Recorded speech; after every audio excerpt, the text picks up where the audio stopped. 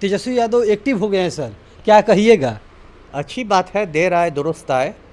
देखिए, तेजस्वी यादव बिहार विधानसभा में मतलब विपक्ष के नेता हैं, राष्ट्रीय जनता दल के मतलब राष्ट्र कार्यकारी अध्यक्ष हैं, लालू और राबड़ी की विरासत संभाल रहे हैं।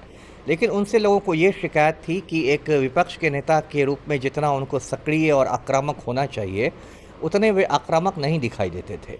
और कई बार तो ऐसा हुआ कि पूरा बिहार जल रहा होता था और वो पतली गली से यूरोप निकल जाते थे। अब जैसे भरत तिवारी कांड को देखिए, जून में जो हुआ था बिलौटी गांव में भरत तिवारी की हत्या हो गई। पूरे बिहार के नेता बड़े बड़े लोग जा रहे थे, बिलौटी गांव जा रहे थे, और उस समय तेजस्वी यादव यूरोप चले गए। तो उसका एक बड़ा गलत, छुट्टियां मनाने, तो एक बड़ा उसका गलत मैसेज गया कि भाई हम संवेदनहीन आदमी हैं। फिर बंटी यादव की हत्या हुई पटना में, तो बंटी यादव के परिजनों से वो वीडियो कॉल करके बात कर रहे हैं यूरोप से। चुनाव के समय में तो मिलने गए थे बाद में हाँ। है ना। तो ये बात हो रही थी कि भाई क्या कर रहे हैं। फिर देखिए, बांकीपुर में रेखा गुप्ता के नामांकन में वो नदारद रहे। अंतिम एक दिन आके उन्होंने रोड शो किया, और बांकीपुर में देखिए राष्ट्रीय जनता दल की एकदम दुर्गति हो गई, जमानत तक जब्त हो गई। तो मुझे लगता है कि बांकीपुर के रिजल्ट के बाद तेजस्वी यादव को झटका लगा है 440 वोल्ट का। और मैं बार बार कहता था कि यदि तेजस्वी यादव ने अपनी कार्यशैली नहीं बदली तो वो बिहार की राजनीति में अप्रासंगिक हो जाएंगे, क्योंकि पप्पू यादव और प्रशांत किशोर बिहार में विपक्ष के मुख्य चेहरे बनने लगे थे। जहां देखिए पप्पू यादव पहुंच जाते थे, वो तो बिहार के डायल 112 हैं, आपातकालीन सेवा है, कुछ भी होगा तो पप्पू यादव तो पहुंच ही जाते थे। प्रशांत किशोर भी काफ़ी एक्टिव लगने लगे थे। तो मैं यही कहता था कि भाई तेजस्वी यादव को कार्यशैली बदलनी पड़ेगी। बिहार की राजनीति आप वीडियो कॉल करके नहीं कर सकते। तो अब लगता है बांकीपुर के बाद कि तेजस्वी यादव ने भी यह महसूस किया है कि भाई अब मुझे दौड़ में बना रहना है तो सक्रिय होना पड़ेगा। अब देखेंगे 10-15 दिनों में उनकी सक्रियता बहुत बढ़ी है। जैसे जोगिया गांव में चंदेश्वर चौधरी की हत्या हुई दिनारा में, तो वो चंदेश्वर चौधरी के घर गए थे। एक दो रोज़ पहले रोशन यादव के घर मधुबनी गए थे, अरेर थाना में। अभी एक दो रोज़ पहले राजभवन मार्च जो हुआ था, उसमें वो काफ़ी आक्रामक थे, बैरिकेड्स पार कर रहे थे, वाटर कैनन में भींग रहे थे, उनको हिरासत में भी लिया गया। तो कभी पुलिस मुख्यालय जाते हैं सिवान गोली कांड को लेके। तो ये सब वो तो अच्छी बात है, मैं इसका स्वागत करता हूँ। देखिए, मोटी बात क्या है कि एक स्वस्थ लोकतंत्र के लिए एक मजबूत विपक्ष होना बहुत ज़रूरी है। यदि विपक्ष कमज़ोर हो जाएगा ना, तो जो सरकार है एकदम छुट्टा साण हो जाएगी। लेकिन एनडीए के बीजेपी के नेता हैं राम कृपाल यादव, वो बोल रहे हैं कि तेजस्वी यादव जो कर रहे हैं पिछले सप्ताह से, वो राहुल गांधी को देख कर रहे हैं, राहुल गांधी का नकल कर रहे हैं। अच्छा, ठीक है, किसी से प्रेरणा लेना कोई बुरी बात नहीं है। ठीक है, मैंने मान ही लिया। तो यदि राहुल गांधी से प्रेरणा ली है तेजस्वी यादव ने, तो इसमें गलत क्या हुई।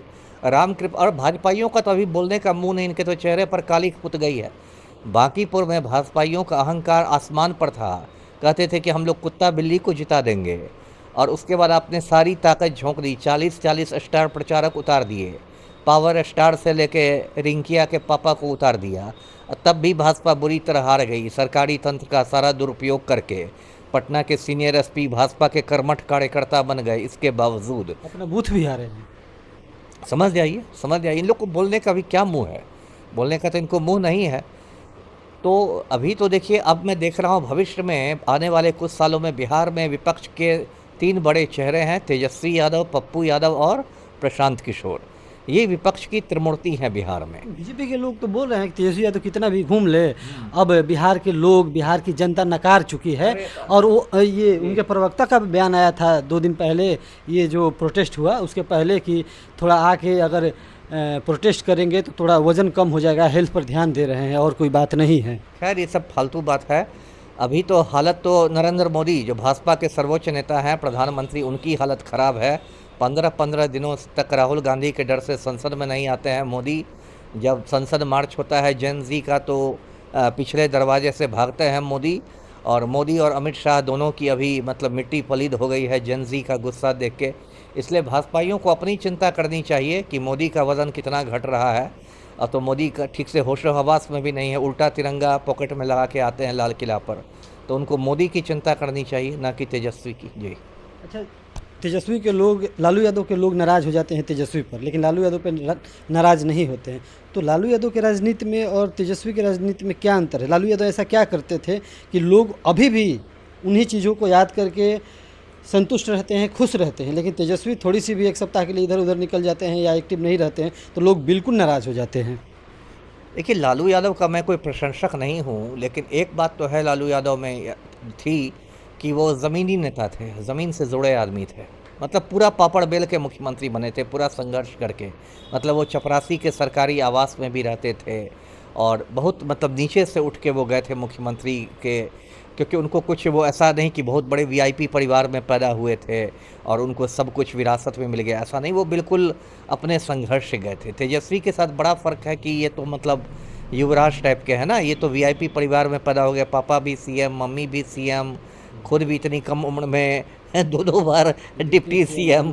तो ऐसे बच्चे को बिहार में लल बबुआ कहते हैं। छोटा बच्चा रहता है, उसको दादा दादी भी बहुत प्यार कर रहे हैं, नाना नानी भी प्यार कर रहे हैं, मम्मी पापा भी प्यार कर रहे हैं, जो खिलौना मांग रहा है वही मिल रहा है, तो लल बबुआ हो जाता है, फिर वो बिगड़ जाता है।